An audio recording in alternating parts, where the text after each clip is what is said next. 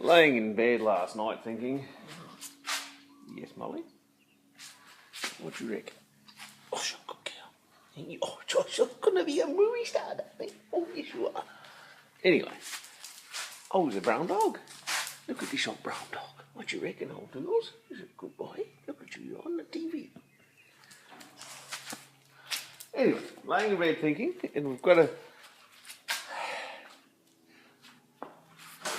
make a couple steps back because we've forgotten some things. I've got to pull this can here back off because the door behind, that I so lovingly got working, I haven't put any foam around it as a seal for when it shuts. So this has got to come back off and be done gently. Also the vent in the roof, it has no foam, or would have been damaged when I welded and patched it. So it has to be fixed as well. So I best get onto this can removal. I hope we don't damage the paint while we're doing it. Hang on, what's this wee business? It's only me. I hope I don't damage the paint.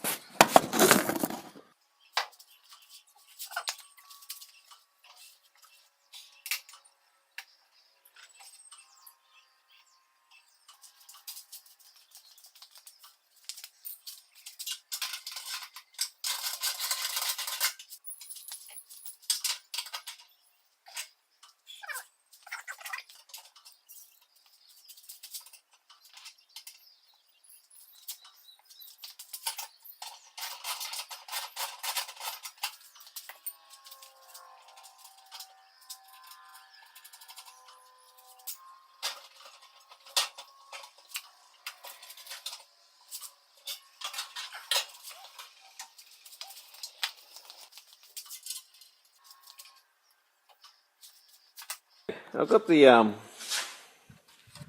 this is the vent that goes on top of the cow. Now, as irony would have it,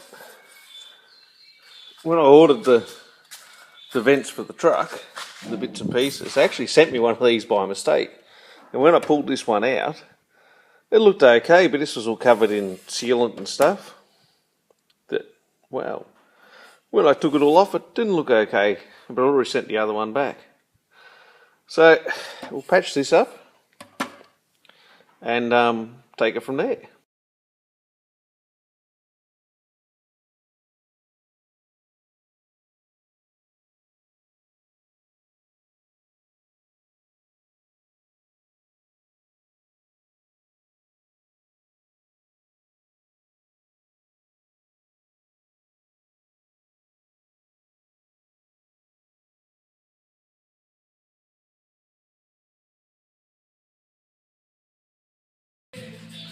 Alright, so we cut a patch out. First I took the hinge off, then I made a patch, added a bit of fluoro light,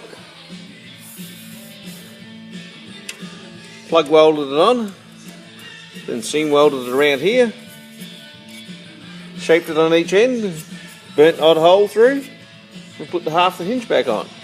And that probably took hour and a half, don't know.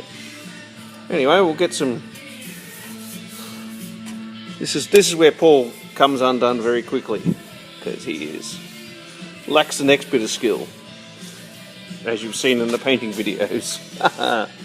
Oh, we'll see what Mel says. He's gone. Can't go crook at me now. So what I'm thinking is I'll just quickly wire brush it back with the wheel, and I've probably got a seam seal it around the top where this hinge is. I don't know if I'll bog it up or anything. There's a big strip of rubber on top. No one will ever know. And if they do, tough titties. Okay.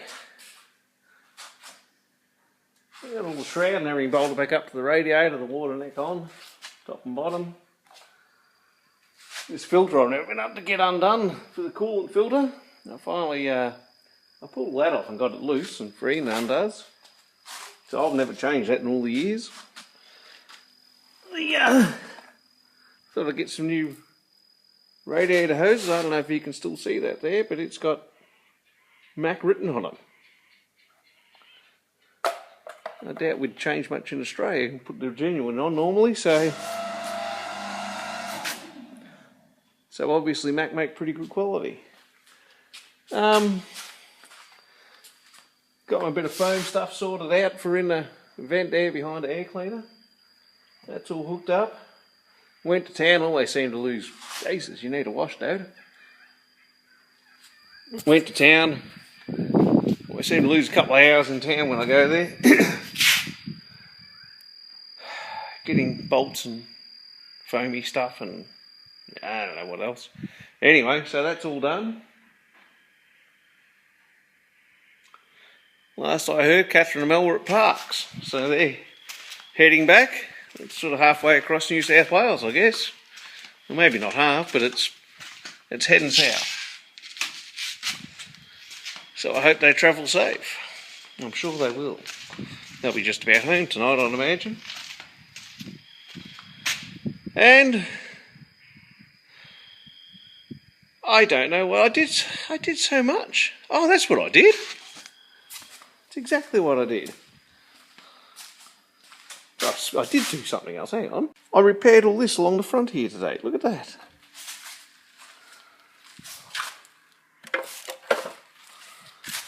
Rebuilt all the front of that, that's all.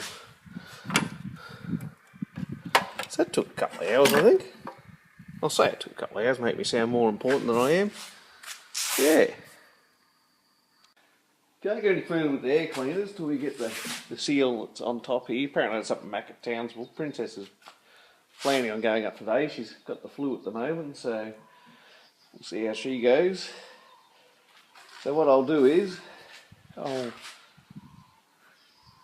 just keep on doing things. So there's this big parcel of stuff waiting for Mack in Townsville. So I just keep on doing things that I can do while I'm waiting for things to turn up. There's no point stopping. So what I've done, to hold all the bullet lights on the roof, the clearance lights, I wasn't going to, but I've, in the early video, so there's well a bit of steel on the back of the on the inside of the roof and thread it and that. But I actually discovered I could get a roof nut tool and some roof nuts, but they're all metric because it's just a lucky part of the world I live in. And so I've got to make up some metric bolts, and I couldn't get any new screws for this bloody bullet lights either. Even if I tried, I probably could if I went to Mack. It cost me an arm and both legs, sorry Mack. So I've got to make up some bolts, and along the I want stainless so that I can actually pull them apart again if I need to one day. So I've got to make up some bolts, which is actually a pretty common thing on this. I can't seem to get UNF stainless bolts. And a lot of the rust that the Macks had or developed has actually started from the actual bolts. Like the black steel bolts, you'll see it. You can see the watermarks running down different bolts and things out of the door. So the rust has to start somewhere, and there's no point if we've done all this work to just put it back together for it to happen again. So maybe my stainless bolts won't help me at all. Maybe they will. But I'm going to try, and well, hell, that's a good start, I reckon. So we'll see how we go. With all these things, with all this stuff, there's challenges all the way. People wonder why it takes so long to do anything. I go to fit this, and I notice the lid overhangs. Do I bend the hinges? So I bolt it up just to have a look and see what it looks like. Now, I notice it's not even going to rest on it's going to rest on the cowl at the top there when I bolt it up. Well, I shut the bonnet. I shut the bonnet and it stops back here somewhere. So quite obviously there's supposed to be a gasket or some sort of thing out the front. And being we live in Australia where Mack dealers are few and far between,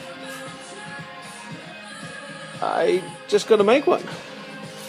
So out of some big gasket paper, biggest I've got, whatever that is. It's about 2 mil or something. Put a couple together and hopefully it'll be enough. Everything takes longer. Okay, that's sort of the end result now for the two gaskets. It's you can see it still hardly makes it into the bonnet. Probably should turn that radio off, but anyway.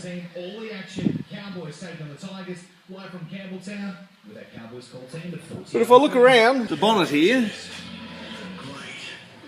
this gap's pretty even all around the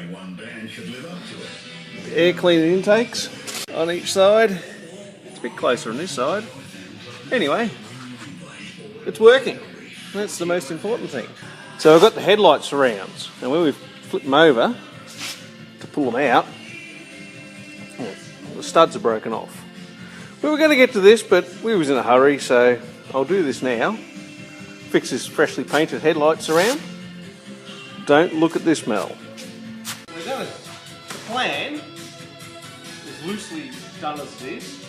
We're going to cut this shit off, drill through, countersink it from the other side and put a countersunk nut and bolt through.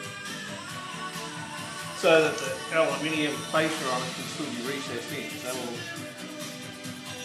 don't cringe too hard now. Now with the grinder, what could possibly go wrong?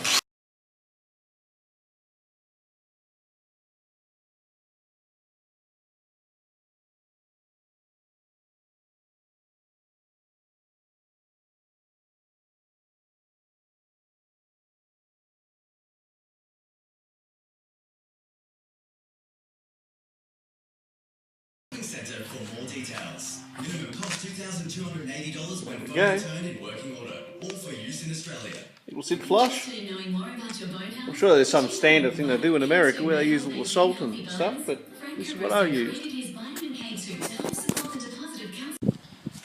Okay, this is a what I call a clearance light. Goes in the side of the mudguard on the bonnet on the front.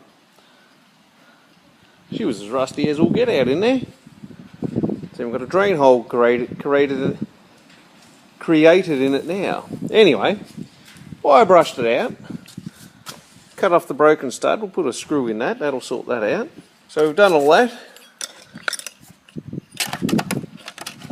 It used to be a Caterpillar forum I was on all the time, and anyway, I spent a big bucket loads of money. I said to people, it's amazing what you can get done with a bit of time and not a lot of money. New gasket. Put the lid back on. Now the light's probably only 20, 50 bucks or something from Mack. Oh, I don't know, every time I go in there I seem to spend $1,000, so this is my way of being a tight ass, I guess. Maybe it's keeping happy with the princess. Okay, would you believe, of all things, I'm off to Townsville to go to a rodeo. My bull riding days are well and truly past. I've got to go to Mack. And that's sort of about the gist. The old Clark rubber. Pick up a whole lot of stainless bolts and things in town on the way through. Hopefully they should be just about open by the time I pull in there. And we'll take it from there. Things are moving right along. It doesn't seem like it from the outside. There's not really a lot to show in the video. The headlights are all wired up. The indicators are sort of almost done. They're just waiting on parts. So I just work along, keep on poking along and doing the things that I can do while I'm waiting. And I don't seem to run out of time before room. So anyway, it's all looking good. Plenty left to do yet. Mel and Catherine I got home safely, which is always good. Got a message from me asking why I haven't finished it yet, because I lost my wingman. Now, I can't remember whether I told you or not.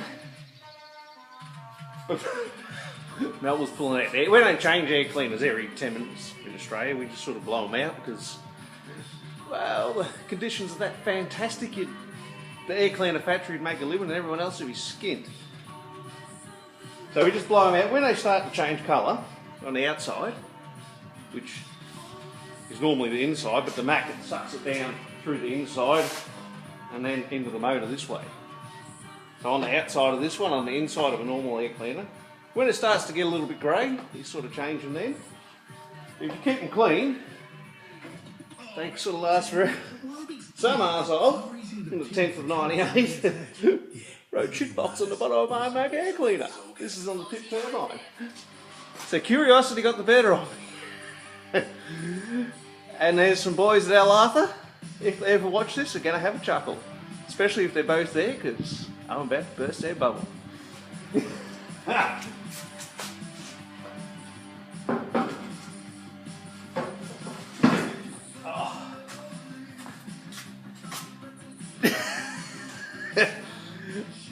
And the political times we're having at this current stage, it runs out in a couple of weeks.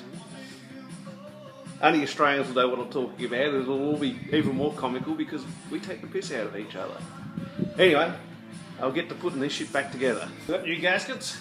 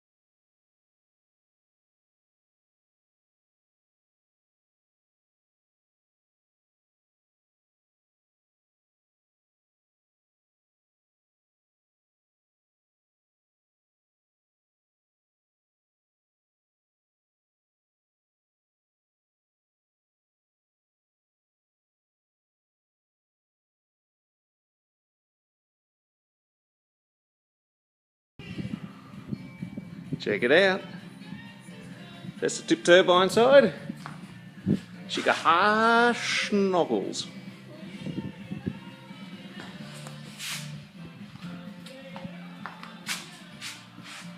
Not to put a horn on a jellyfish. Look at that. And the biggest surprise of all, and because I'm the community-minded type of person I am, it's time I gave back. Back on the 10th of the 11th of 98, Vern announced he is gay, who works for Al Arthur. And he also informed us that so is Les. So, in the times of this gay plebiscite in Australia, where they announced trying to talk about gay marriage and all the rest of it, Vern and Les, you can come out of the closet now, boys. Type of bloke I am. Oh, God. That's 19 years ago. There you go, that's what happens. You look after an airfield, that's how long you can get. And it's still, I'm going to put it back in and keep on going. I need to possibly start changing it, not because of the paper. It's starting to get some rust on. I wouldn't want to get a pinhole and for something to leak through. What a good day, eh? So Al Arthur, the heavy haulage mob in Melbourne, are now 2 containers that used to own this truck that reckons it was a shitbox. Vern has announced to the YouTube world he is gay. And so is Les. They can hold hands and skip along down the road. See ya, fellas. Okay. On the other side, driver's side, had a mountain indicator, blinker, flasher, whatever it is you want to call it. Flasher. Freaking hell, I'll get arrested. But it corroded through on the thread over there and fell off last time I was out and about. And well, this bit of aluminium went with it. So I've got another indicator, but I've got to make this aluminium washer and it's curved that way. So I'll possibly get one from Mack, I don't know. Anyway, so from the gift that just keeps on giving, if people have ever watched that the Geisha Girl series, where she gets a big blue strap on, you remember this Lincoln welder. Not Lincoln, Sig Weld. Garbage, crappy, shitty thing that it is. It had... Oh, where was this mounted? I've just ripped it off. I'm guessing over here somewhere, that's where most of the carnage is. Big aluminium heatsink. So I've taken a hole saw to it, drilled a hole out with a reciprocating saw, or sawzall I think they call them over in American land. Hang on, tuck that shit back down there. This thing here, made myself a big aluminium washer. Miles too big, but my next hole saw down would leave a little bit too small. So we'll put that onto there, followed by a couple of nuts. I'm going to do it up tight and see if I can machine the darling in the lathe. Oh, look at that. But don't look too closely, we'll zoom in a bit and you'll see how rough I really am. I'll only do another couple of cuts here. Does that not look beautiful? It'd actually help if I held it on the job at hand, wouldn't it? Oh, look at that. It's coming off now. Sexy as. That will put a horn on a jellyfish. Just a little bit more. Nice and steady with my hands. He's coming off beautiful. Now, for anyone that's a fitter and turner, this is about as exciting as watching paint dry.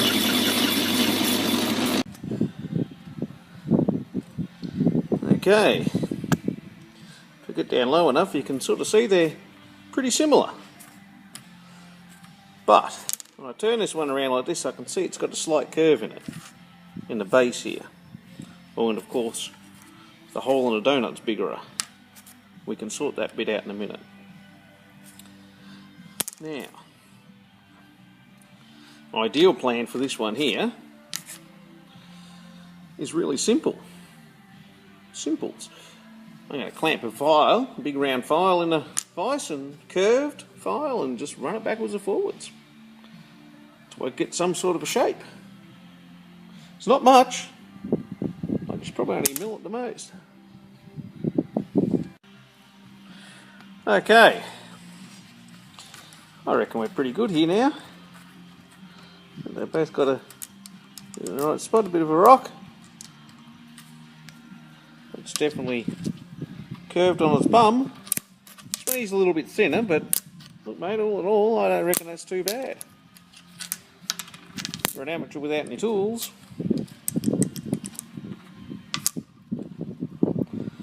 And I reckon I got to paint them black. That's probably about it. They would have been black when they came out, I reckon, not alloy. Well, this would be die cast, not even alloy. Anyway, give this one a bit of a clean up. Blow some stuff over it, that's pretty clean, that one. Now that Mel's told me to wash everything with Prepsol, I will. And we'll put some satin black on it, or black stuff. So I'll clean this one up, give that a bit of a wash, give that a bit of a wash, spray some jizz on, and they'll be good to go. Okay, what have we done? Finish off the headlights, indicators.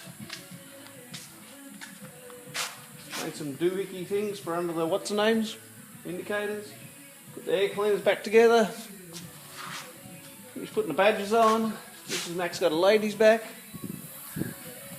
She's now the complete woman.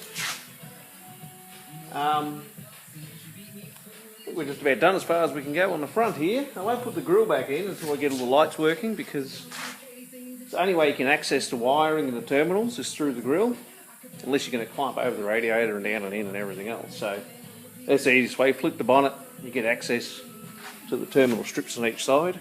The next stage is clearance lights in the roof. I